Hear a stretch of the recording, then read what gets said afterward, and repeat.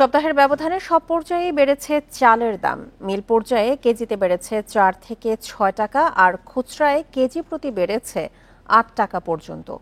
মিল মালিকদের দাবি, কর্পোরেট ব্যবসায়ীদের অতিরিক্ত মজুদ এবং ধান সংকটের কারণে চালের দাম বাড়তি।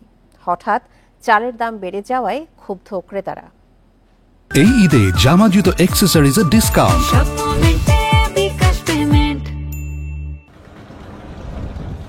দেশের অন্যতম সরু চালের মোকাম কুষ্টিয়ার খাজানগর। 10 দিন আগেও যেখানে মিলগেটে মিনিকেট চালের দাম ছিল 78 টাকা, 2 দফা দাম বেড়ে এখন তা 82 টাকা। খুচরা পর্যায়ে 6 টাকা বেড়ে বিক্রি হচ্ছে 81 থেকে 84 টাকা কেজিতে। গত সপ্তাহে আমরা যে মিনিকেট চাউল 78 টাকা বেচলাম, সেটা এখন 80 থেকে 82 টাকা পর্যন্ত বেচছি। মিনিকেট চাউলগুলো যেগুলি আপনার 2000-এর মধ্যে বিক্রি হচ্ছিল, এই সপ্তাহে সেটা 2050।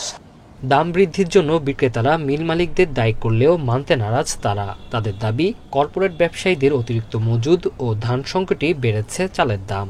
যেহেতু বড় বড় মিলাররা একটা মার্কেটে একটা বাজার সংকট করে রাখছে, যার কারণে আসলে অরিজিনাল চাউলের দাম বেশি। মিলারদের কাছে কোনো ধান মজুদ পাবেন না, বরঞ্চ তাদের কাছ থেকে ধান কিনে এনে আমরা এখন চাল বানাই বেচতেছি। এদিকে চাঁপাইনবাবগঞ্জের মিলগেটে 2 সপ্তাহে মিনিকেট চাল কেজি প্রতি বেড়েছে 5 থেকে 6 টাকা, খুচরায় 9 টাকা বেড়ে দাঁড়িয়েছে 160 টাকা পর্যন্ত। এ সময়তে ধানের দাম বাড়ে না, পারতপক্ষে কমে, কিন্তু এই বছর মনে হচ্ছে ব্যতিক্রম। কর্পোরেট ব্যবসায়ীদের মজুতদারি ও ধান সংকটের কথা স্বীকার করেছে কৃষি বিপণন বিভাগ। এসিআই অথবা মেঘনা যে গ্রুপগুলো আছে, যাদের কথা আপনি বলে থাকেন আর কি, ইনাদের যারা আর কি, তাদেরকে আরও বেশি সহনশীল হতে হবে, আরও বেশি ভোক্তা বান্ধব হতে হবে। নওগাঁয় 10 দিনে সরু চালের কেজি 72 টাকা থেকে বেড়ে বিক্রি হচ্ছে 80 টাকায়। ব্রাহ্মণবাড়িয়ায় পাইকারি আড়তেও দাম বেড়েছে কেজি প্রতি 2 টাকা।